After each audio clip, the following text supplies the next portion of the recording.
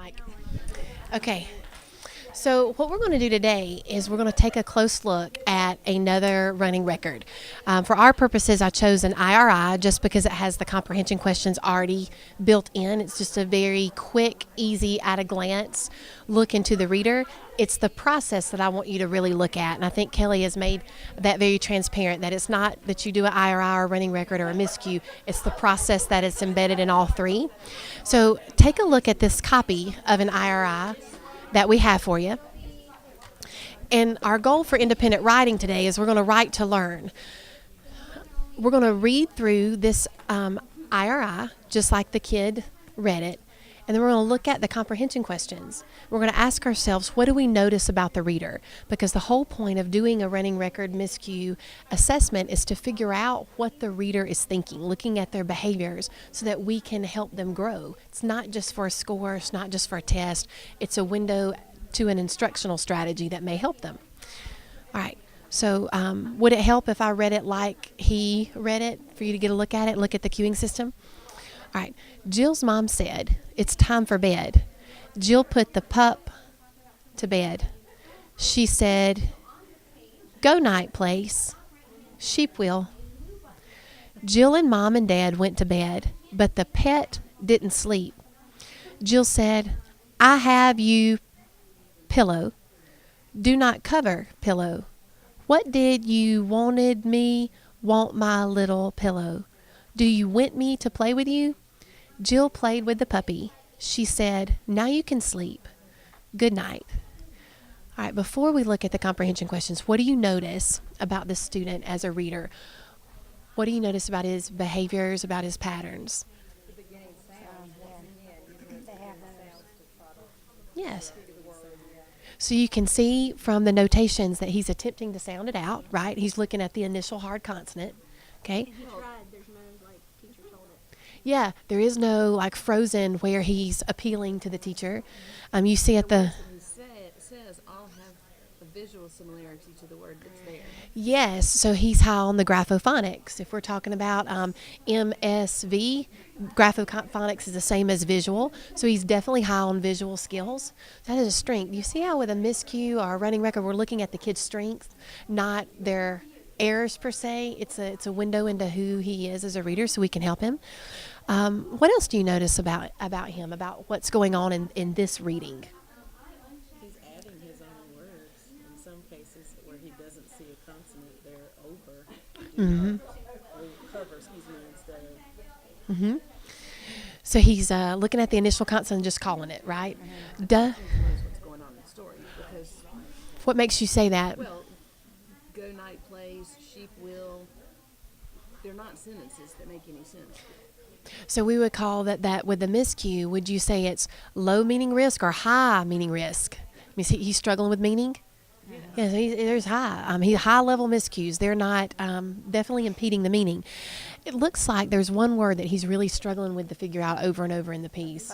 Puppy, all the way through. I mean, look, he's got, and you see where Melissa wrote 10 seconds, where he worked really hard on and pup, place, pet, pillow. And then, yeah, you see the smiley? Let's see what happens with his comprehension. So we see, you're right, that his miscues are pretty high level. He's meaning we are thinking is impeding. Let's look and see. What's the story about? What's he say? Yeah, her mom played with the pet. He just totally took what he said as what was the meaning of it. Yeah. Okay, and look back at the last sentence where he figured out what the word puppy meant. What's that sentence say? So that's what he's holding on to because that's the first sentence he really understood. So what's the story about? The last sentence he understood that he read. That makes sense to us that he's not making meaning until he decoded that word. Okay, I know this is an assessment, but immediately let's think instructional. If you were a teacher, what would you have him do? Reread it with puppy. We think his comprehension will be higher. Could that be an instructional strategy that we could use with him, that self-monitoring, like he's not self-monitoring comprehension, he's 100% focused on decoding, right? So when you figure out the meaning of that word, go back and reread. What else would you teach him when he comes to a word that's unfamiliar? Well, basically, does it make sense? Does your guess make sense? Yeah. Because he kept saying pillow, and it doesn't So so monitoring comprehension using closed method. Could we teach him to substitute the word and then go back and check with just that sentence? Yeah. Let's keep going. What's the puppy? He got that it's a dog, so he knew what a puppy was. What caused Jill to put the puppy to bed? What does he say? Does that make sense? Knowing his running record, that's the part he figured out. Who went to bed after the puppy was put to bed? Jill and Mom and Dad. What did Jill hear the puppy doing after she went to bed? Walking. Said barking. Because they knew it was a puppy, so Which is pretty high level with inferencing, wouldn't you say? That they know a puppy's barking. What did Jill do with the puppy after she asked what it wanted? Played with it. Do you think he saw that from the story, or he knew that from life experiences? And he had played with it with the text that he read. And then look at 8. Same thing. Did Jill think playing with the puppy solved the problem? He says, yes. What in the story made you say that? Because they were playing. So I want you to take a minute for your independent writing and tell me, what did you notice about the reader from us closely looking at the MISCU, at the IRI that we did on this student. Take a minute and write down what you notice about him as a reader, because here's what we want you to come away from today with. Not being overwhelmed with the process of IRI or MISCU or running record or whatever you're familiar with, but the valuable information you get to teach the reader, because we don't teach reading, we teach readers, and they're all different, and they come to us with a lot of different background information. So if we teach the reader, we can take anything they do, work to figure them out, and help grow them. If we teach reading, none of this really matters. We teach the next skill, the next story, the scope and sequence that we're given, or that our standards say, and the reader gets lost in that. We want us to teach the reader. So what does this process tell us about this reader? Take a moment to think about it and write.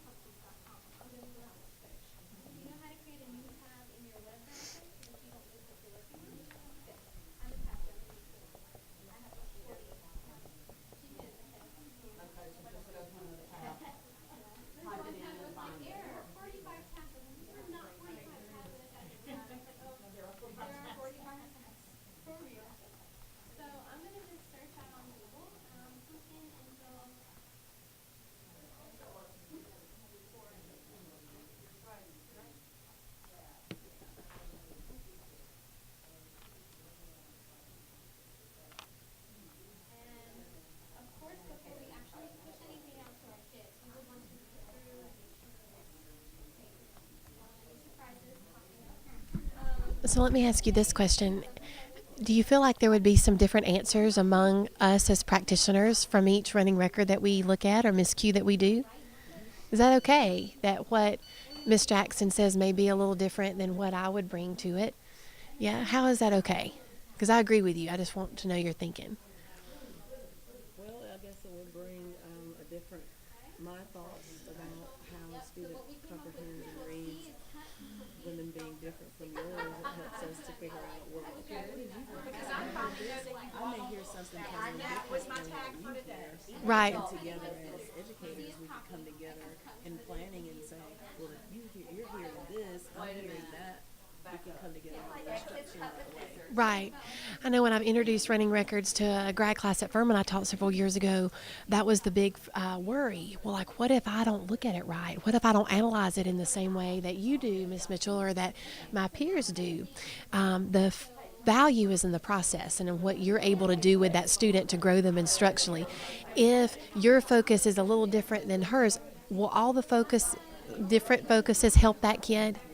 Yeah. And we're all a product of our own experiences and our training. And so what's inherently valuable in this is the process and the outcome of growth that happens, even if what you determine to be the most important area to target is different than yours. So I just wanted to leave you with that, because sometimes when you first do it, you're like, am I doing this right? We need a little validation for the practice before we value the process.